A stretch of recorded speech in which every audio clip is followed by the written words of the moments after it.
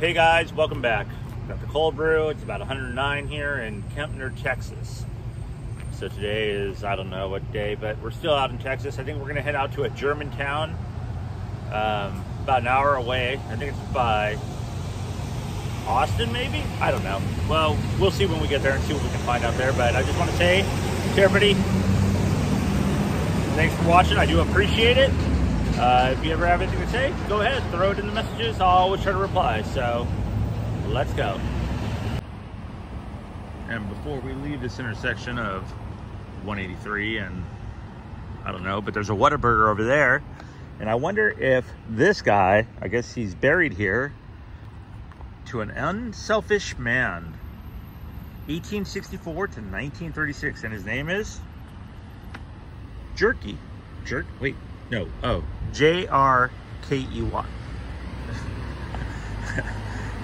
I don't mean any disrespect. I didn't see the two dots. So yes, to an unselfish man, J-R-K, not known as Jerky, regardless if you see the dots or not.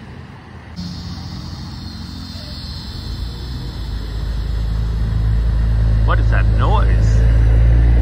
That was crazy. Something like loud, or talking about loud, like screeching sounds coming from that tree. Well, guys, we've made it to Fredericksburg, Texas. Look at this. 1846, Geiger, der Stadt Friedhof. And this is a German town in Texas. This is a Pacific War Museum, I believe, over there. And this is a cemetery, but this place is really well kept. Wow, look at this.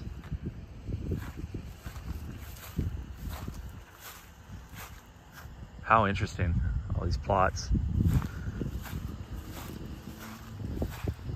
Kraskopf.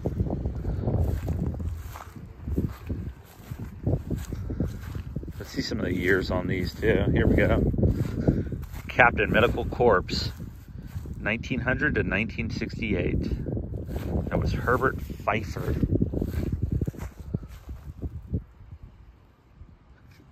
This is really interesting.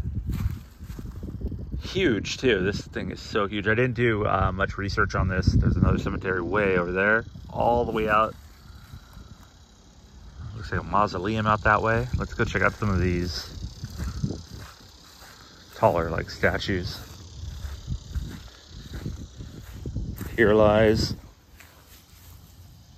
Clara Schoenwolf, 1875. The Hitzville till 1926. Got a shell there.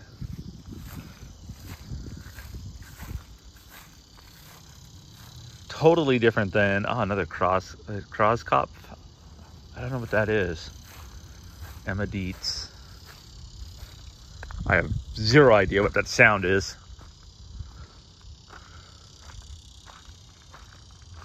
Here's Father Otto and Mother Emily, 1866, 1865, into 53 and 54. Here's somebody that's 1892 to 1908. Very young. January 31st. So I just saw this passing by and I thought I'd share it with you guys, but we're gonna head off into the museum. If you want to look this place up, just look up Fredericksburg, Texas Cemetery. Maybe I'll look it up too. Come back here some other time, spend a lot more time here, but plenty of room. And let's head out. So walking in here, it is free to go walk around. They don't have the reenactment today, but that's all right. We'll go look anyways. But this is a saying by Corporal E.B. Sledge with some British hedgehogs over there, and then some of the classic old signage. Follow me. Depth charge right there. Look at that, it's up spot. Let them have it. Lend a hand, enlist in your Navy today. To victory, the U.S. Army Air Force, I don't know why. They did such a good job here. The Lifeline of Freedom, the Merchant Marine, and Rosie the Riveter. Just made it inside the museum, and this is the USS Enterprise 6, I believe it says. Let's see on the side, yep. The most decorated ship of the Second World War. And as you walk over here, I saw that they had some of the carrier warfare. There's a Liberty card right there, that guy. Flags. Wait till you see what they have in the other room. Okay, there's not much in here. There's an old uniform.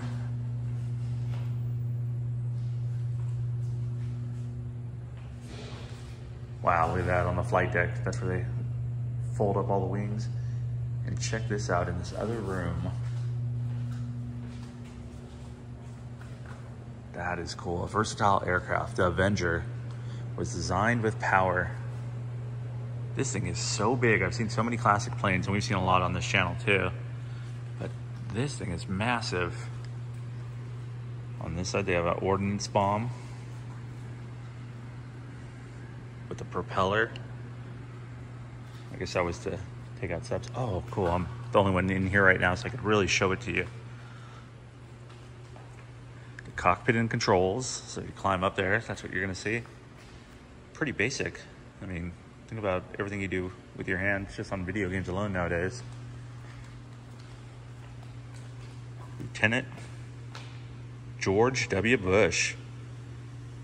The president right there. Japanese radio station on Chichijima, a small island 150, Iwo Jima. Chichijima.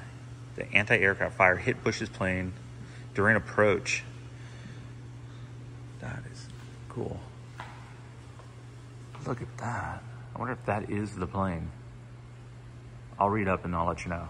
So we were just reading up on this, and we were just reading that there would be 3 people on there. So you'd have a bombardier, the pilot, and then right there would be the tail gunner looking out the back, hopefully not hitting the tail. So I just went in the PT boat exhibit, and they were showing this from World War II. And this is the type of boat that President John Kennedy was on. That is cool, and look at the Bugs Bunny on there. But the PT-109, what it was saying was when they were going through on August 2nd, 1943, at 2:30 a.m., they ran into a black destroyer that was only 200 to 300 yards away. And while they were preparing to launch torpedoes, the destroyer sliced the PT boat in two.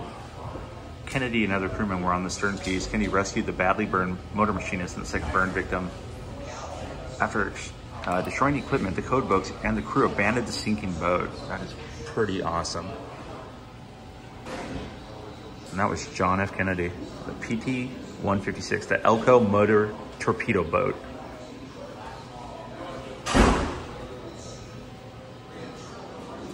Impressive, to say the least. Oh, this is pretty neat too. So these engines that were built out of Detroit, and those boats over here, right here, this boat, had 3 of those engines on it. And they would place them out, but the engines were built by the car manufacturers back then. So the Packard Automobile Company built this one, and it had 100 octane fuel, 3 engines running 23 knots, consumed 200 gallons per hour at top speed. 500 gallons it would increase to. Loaded with 3,000 gallons, the patrol could last 12 hours. Yeah, they'd be placing those out. There it is right there, stamped with the Packard name. But these are all artifacts. Number one, obviously, that sticks out is the Nazi flag. And I'll try to cover that up. The thing, Nazi flag removed from an Italian MAS boat captured by PT-309 in combat in June of 1944. So that's an authentic Nazi flag. The ship's clock right there, used on PT-308 during service, 1944 and 1945. The piece of the original crosshatch from PT-309, so that's part of the boat, and the bell from a sister boat. That's a captured Nazi flag. Wow. A real piece of history right there. So I was just listening to these gentlemen, and they usually do a reenactment, but they were talking about the Navajo code talkers. That was the only code that was not broken in that time because there was no alphabet for the Navajo. So they were able to enlist 29 Navajos to come up with their own alphabet and their own language for World War II. They also said that the guy with the backpack, as you've seen with the radio, that usually holds it for whoever's running the platoon, that guy's lifespan, because he had no gun, just the radio, and a walkie-talkie, because one was AM, one was FM, your lifespan was 15 minutes, because that's the first person they try to shoot, is what the guys were saying. That was really informative. Got the little trenches out here. That is pretty neat. I'd like to see a reenactment. Look at that tank over there. Yeah, these guys do a really good job. So yeah, it's free. Come on down. They also were saying if you're part of a school, let them know. They'll bring school trips down here for free. Everything's free here. You can make a donation, of course, but pretty neat.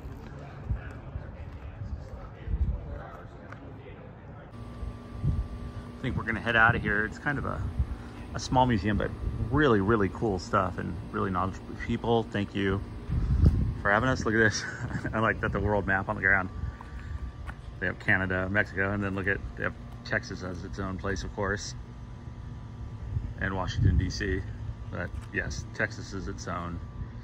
And then you walk across the Pacific Ocean from where I'm from, California, to the Hawaiian Islands, Midway, so on, Guadalcanal, Marshall Islands, Midway, Wake, Iwo Jima, all the way out here by Japan, Tokyo, Okinawa, the Philippine Sea. There's the Philippine Islands right there. French Indochina, Burma, Chongqing, China, Burma, and India. Yeah, this whole thing is just a map. Stop by if you're in Fredericksburg or something. They have another museum too. It's an indoor one, but the guy says it takes about 2 days to get through that thing. Just an FYI. So they have all these in the gift shop right here. They have the old papers from Pearl Harbor and the ending of the war. The one thing that was funny was they have Rosie the Riveter over here, right? They have all the products, and I saw the duck, right? But the funny thing was, when I saw these ducks, I didn't see that it was her hands. So it looked like that to me, and I was like, what are they doing? But yes, those are hands. So get your mind out of the gutter. So we left Fredericksburg. Now we're heading down to Lukenberg. And then I think I'm gonna end this video because I'm gonna do another video that has nothing to do with this. It's more of a movie location spot. Small little 2-lane highway. A couple cattle in the back, but just want to say thanks for watching. Might throw something else in on here, maybe some Lukenbach, but please consider subscribing as always. Appreciate it. Appreciate you watching. Always feel free to contact me. Like to hear from you. Lots of interesting things around here.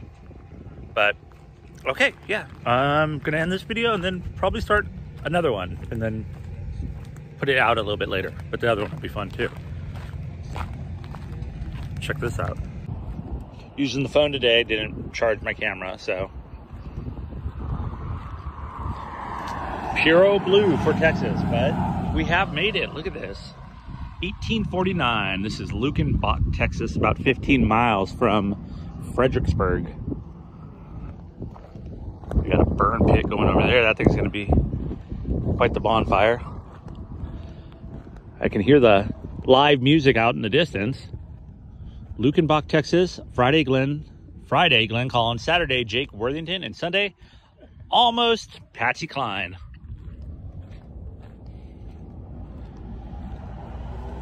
Rusted out old truck here. Not going anywhere, but serving a purpose. Much different than California, which is good. A nice change. I needed this. So here we have some old graves that I always like to look at, but right behind these on the side of the road, look at this. I'm not sure what was trying to get in or out, but I can't read the name. Wilhelm, I believe, Schulman, October 25th, 1822, passed away September 1st, 1880. Wow.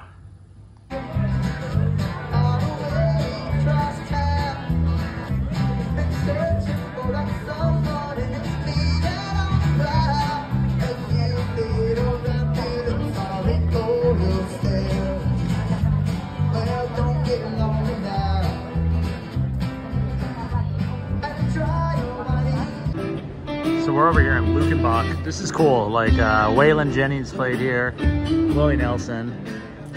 This is Engel Hall. It was built in 1886, renovated in 1935. School, programs, dramatic productions, blah, blah, boots only. We're not allowed on Sunday shoes. Bob Willis, Ray Price, Willie Nelson played here in 1973. Jerry Jeff Walker. Let's go inside and take a look. Looks like a honky tonk. That's pretty awesome. Willie was up on that stage. How intimate. How cool. Got some signatures. This place is probably pretty fun at nighttime, I gotta say.